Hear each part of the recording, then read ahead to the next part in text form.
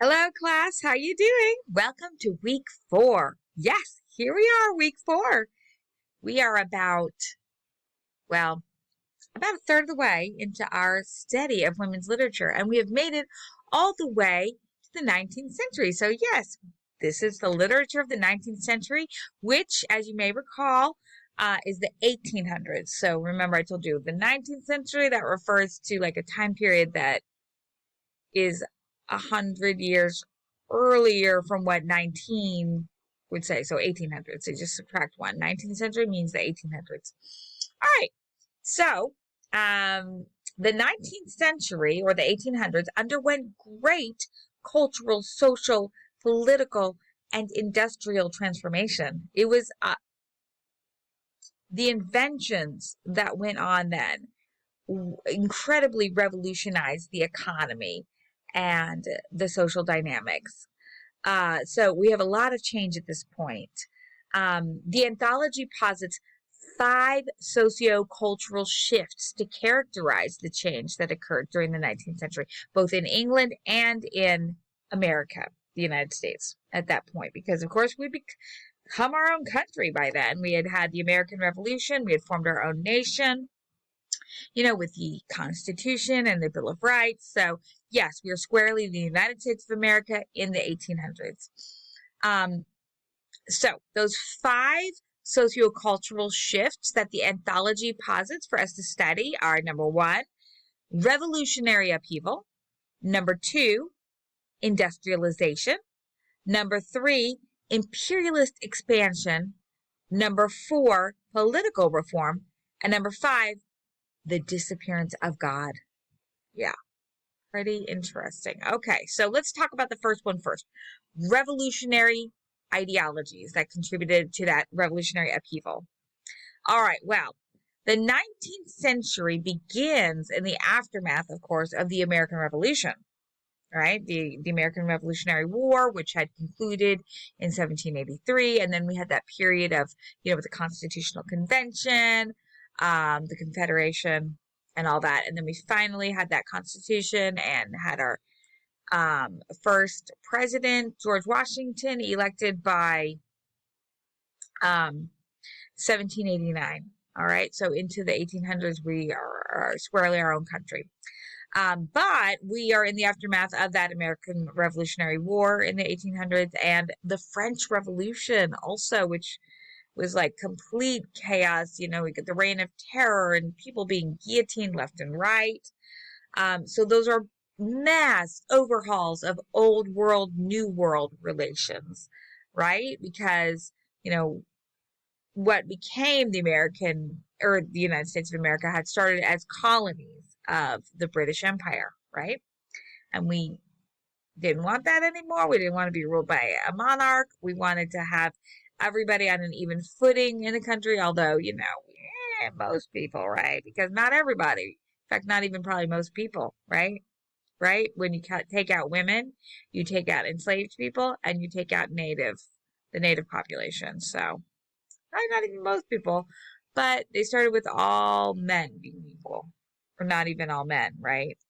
Because the native population and enslaved men would not be counted in that. So, starting with a base of sorts of equality, right? Both, so those class hierarchies were turned on end, because we did not have a noble class anymore, right? We wiped out the notion of nobility in our country and said, you know what? People don't become the head of a country just because of their bloodline, right? So we got rid of that concept. Now, both revolutions emerged from ideology that foregrounded the Enlightenment concepts of the rights of man. This ideology becomes a lens by which the 19th century began to examine not only the rights of man in the middle and lower classes, but also the rights of disenfranchised populations like women, enslaved people, and native populations. So even though the rights maybe weren't granted to those populations immediately, they started becoming under examination, and people fomented for those rights. So we will see that going on throughout the 1800s. Those fights for those rights. All right, industrialization. Scientific discoveries in the age of reason and enlightenment led to an explosion in technology in the 19th century. Many theretofore cottage industries and home businesses like sewing, weaving, farming, brewing, etc., were replaced by factories whose inventions mechanized these processes. Therefore, home businesses were replaced by mass depersonalized factories.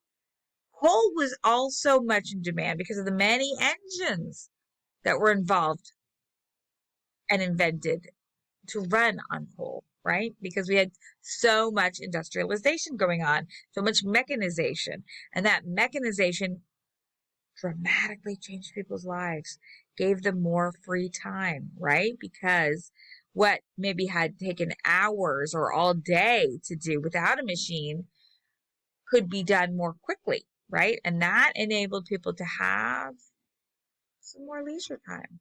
So the dramatic financial success, though, of such factories fueled greed, which removed many of the previous social stigmas surrounding women and children working. Yeah, love of money, that will do a lot of interesting things, right? Oh, women can't work unless it gives me more money. Well, then maybe I might start considering it, right? Yes. So,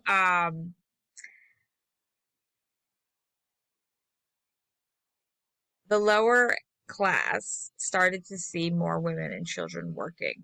Upper and middle class women were still greatly discouraged from working during the 19th century, but lower class women and children, and when I say lower class, that sounds horrible, but I mean so lower socioeconomic class, right?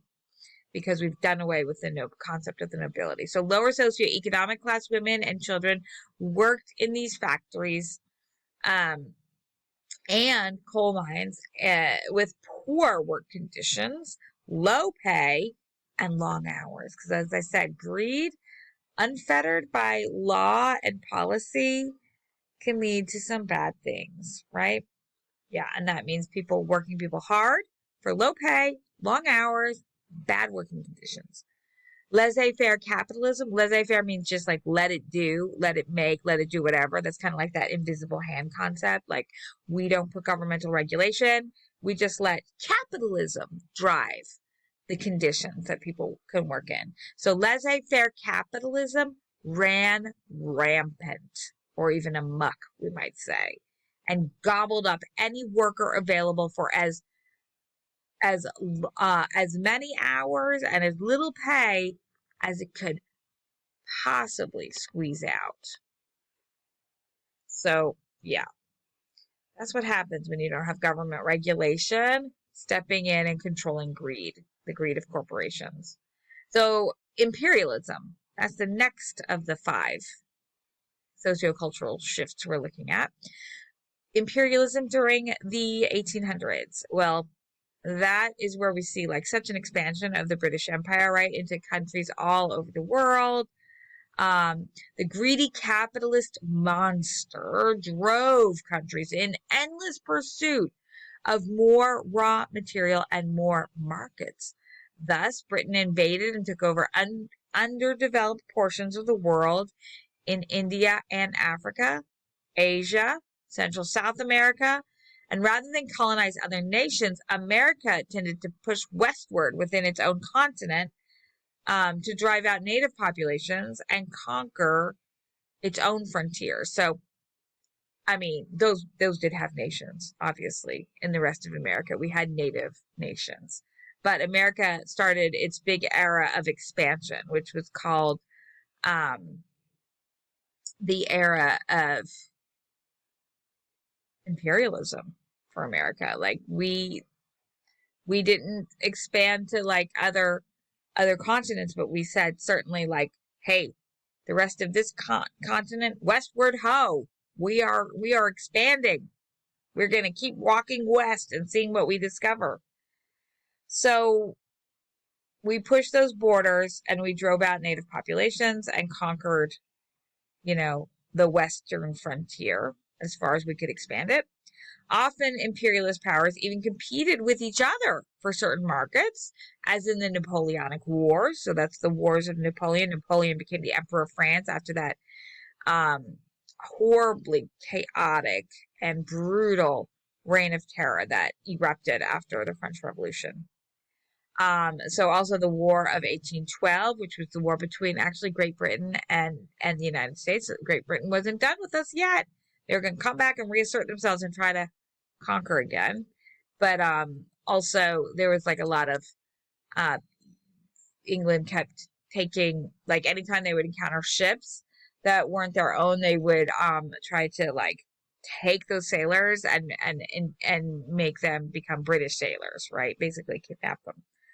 So that's what led to some of what led to the War of 1812 between, again, England and the United States. And then we had the Mexican-American War, which was between the United States and Mexico, because, Mexico had its territory right on our southern border. Then there was the Crimean War over in Europe, among the European nations there, in particular Great Britain and some other countries in the Crimea. And the Spanish-American War happened at the end of the century, 1898 to 1900. That's where we had where the United States was fighting against Spain, because we actually did have some area, by the end of the Spanish-American War, we gained some land in Cuba and the Philippines because of the treaties that ended that war, and also Guam and maybe a few other places. All right, that had been controlled by Spain, but because of the way the war ended, the United States got control of those areas. All right, reform. That's the next of the five sociocultural shifts we're discussing. So spawned by dueling economic interests as well as ideological conflicts, the American Civil War erupted from 1861 to 1865. So we had our own war within our own borders, within our own country. The rights of man were finally being applied to blacks, who by the end of the war were all emancipated. Black men were also given the right to vote. While the rights of black men greatly expanded during this time period, women watched and began to apply these ideologies to themselves. Yeah. So obviously the Civil War, people wanted blacks not to be enslaved anymore. And so that's what was a huge cause of that war. All right. Now, the disappearance of God. Greed, spawned by mass industrialization, started to displace the importance of God and religion in the daily lives of people. Scientific discoveries like Charles Darwin's theory of evolution, in his 1859 watershed book, On the Origin of Species, that turned on its heels the traditional concepts of divinity, humanity, and a six-day creation story. Because Darwin, I'm not saying that he necessarily didn't believe in God, but he came up with the theory of evolution, which was that people evolved from all these other animals, right? And he found so much evidence of that in the world, and then that made people think, wait, God didn't just create people in the blink of an eye, in and unto themselves. And so then that started leading to people questioning, well, is there a God? You can still obviously believe in a God and believe in evolution. The two are not necessarily incompatible. It's just a different way that God could have created people through an evolution of species, but it did make people question. And so there's a lot of consternation about God and creation, and it goes on even till today, right? We even see that today, and it's probably evolved even more, that discussion. All right, so those are those 5 sociocultural shifts that we see during the 1800s. Meet me back again for more discussion of literature of the 1800s or the 19th century.